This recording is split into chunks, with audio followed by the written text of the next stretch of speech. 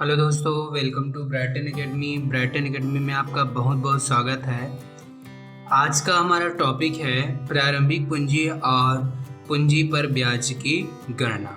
ठीक है बच्चों, तो सबसे पहले हम लोग देखते हैं कि ये जो प्रारंभिक पूंजी है उसका मतलब क्या होता है। व्यापारिक वर्ष के प्रारंभ में जो पूंजी विनियोजित किया जाता है।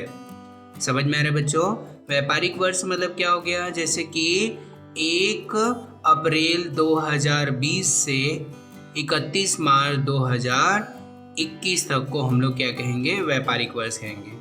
तो वर्ष के प्रारंभ क्या हो गया जी, 1 अप्रैल 2020 हो जाएगा।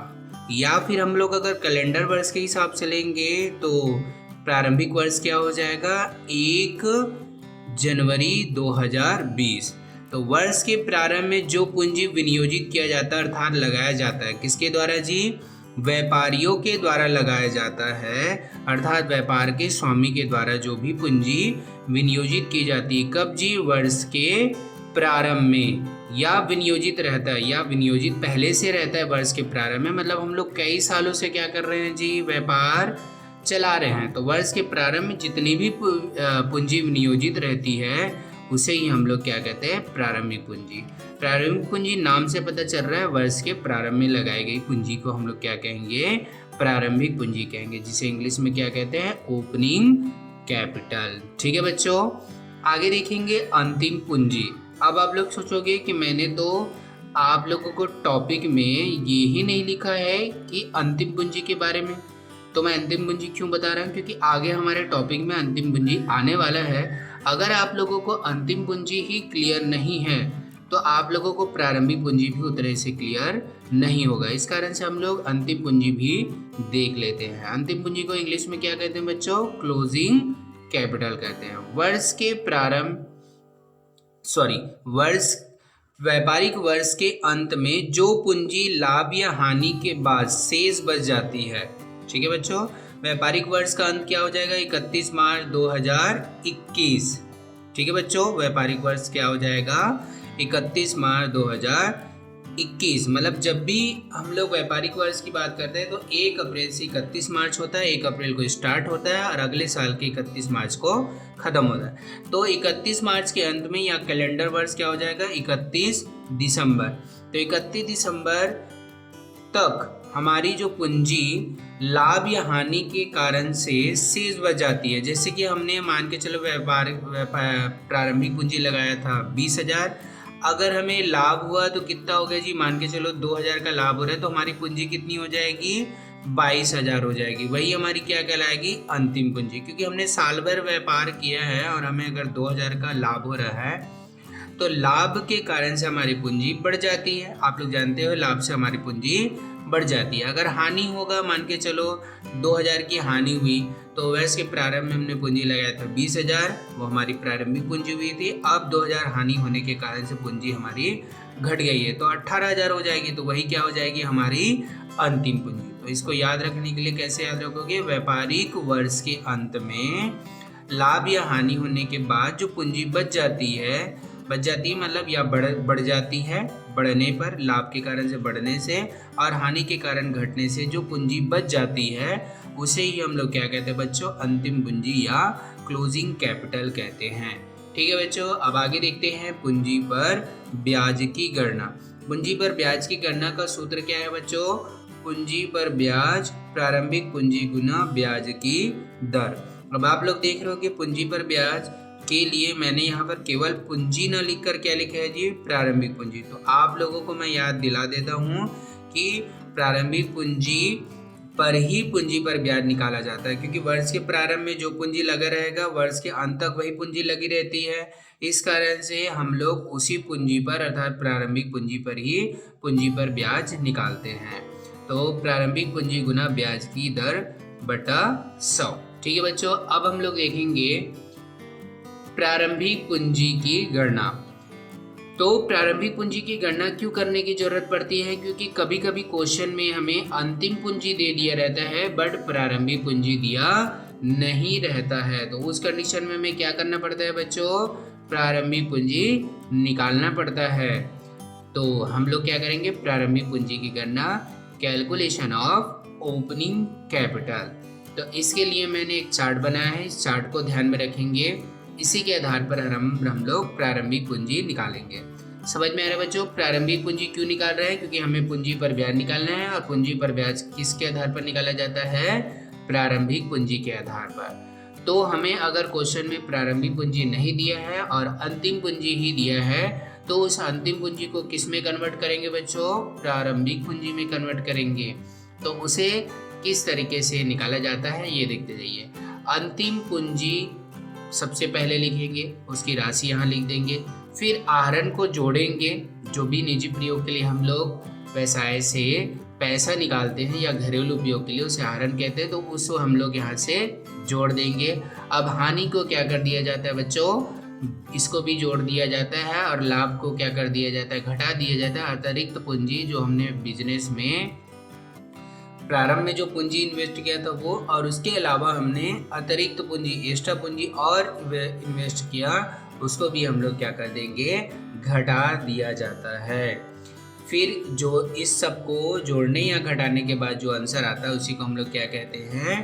प्रारंभिक पूंजी कहते हैं। अब ये सवाल ये उठता है कि हम लोग आहरण को जोड़ते क्यों हैं? क्योंकि 11th में हम लोग तो आहरण को क्या कर देते थे? पूंजी में से घटाते थे, ठीक है बच्चों। और हानि को हम लोग जोड़ के रहे, क्योंकि हानि से तो पूंजी क्या हो जाती? कम हो जाती है। तो ये तो उल्टा हो रहा है सर, ठीक है जी। लाभ को हम लोग क्या करते हैं? जोड़ना चाहिए, बट हम लोग क्या कर रहे हैं? घटा रहे हैं। वैसे अतिरिक्त पूंजी, पूंजी लगाने से, एक्स्ट्रा और पूंजी लगा रहे हैं, उससे हमारी पूंजी क्या होनी चाहिए? बढ़नी चाहिए।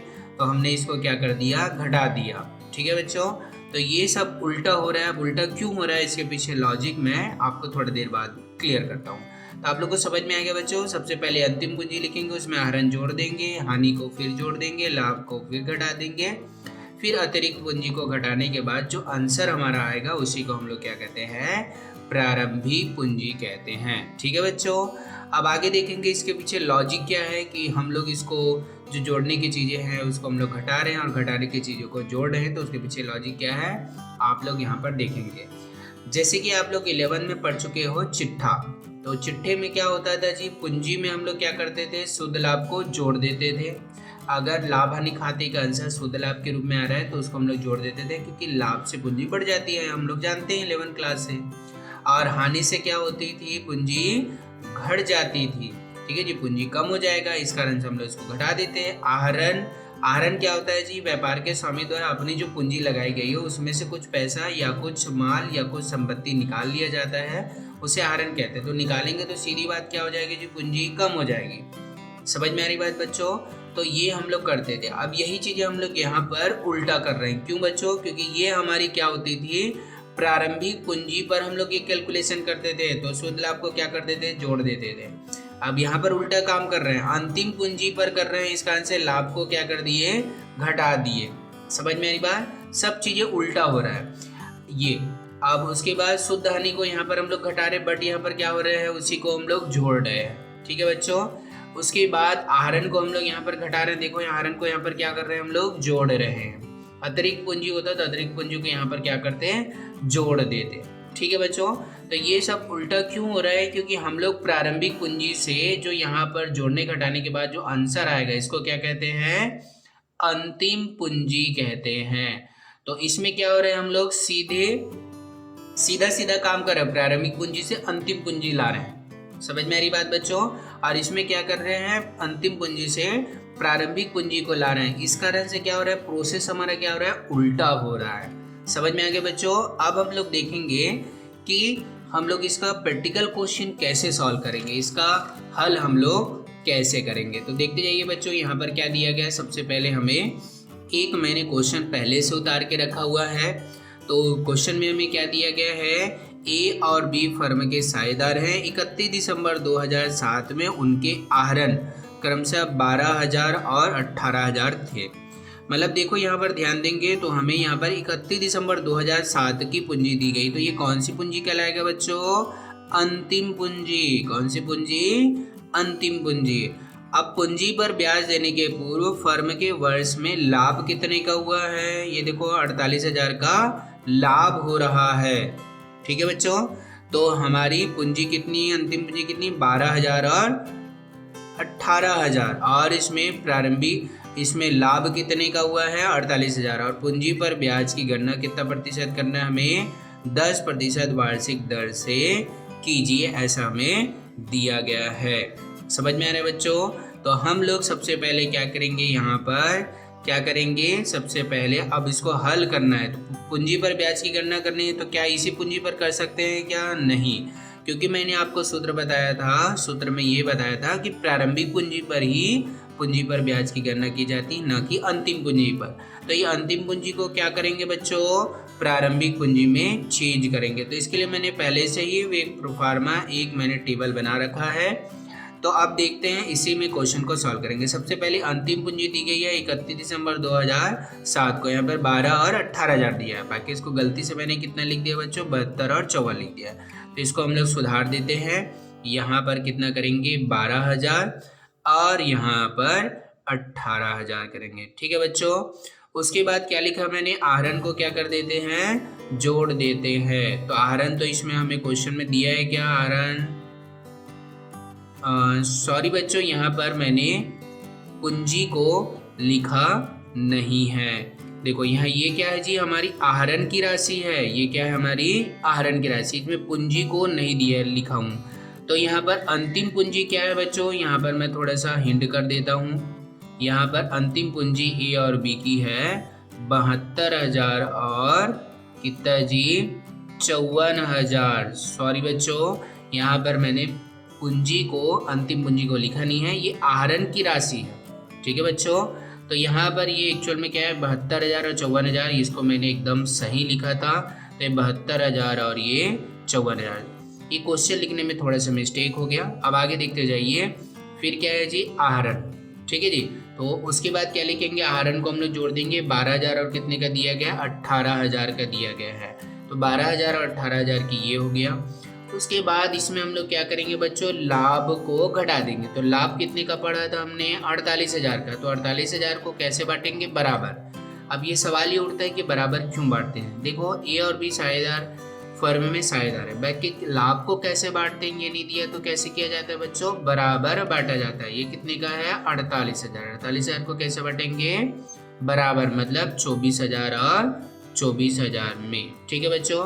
तो सबसे पहले यहाँ पर हम लोग क्या करेंगे, ये 72 और 12 को जोड़ देंगे तो कितना हो जाएगा बच्चों, 84,000। और उसी प्रकार से 54 और 18 को जोड़ेंगे तो कितना हो जाएगा बच्चों, 72,000। फिर इसमें क्या करेंगे, 84,000 में 24,000 को हम लोग घटा देंगे तो ये कितना आ जाएगा बच्चों, 60,000 आ जाएगा। ठीक है। तो ये हमारी क्या कहलाएगी, प्रारंभिक पूंजी। और 72 में कितना घटा देंगे, 24 घटाएंगे तो ये क्या निकल जाएगी, हमारी प्रारंभिक पूंजी बी की। तो ए की प्रारंभिक पूंजी होगी 60,000 और बी की प्रारंभिक पूंजी हो जाएगी 48,000।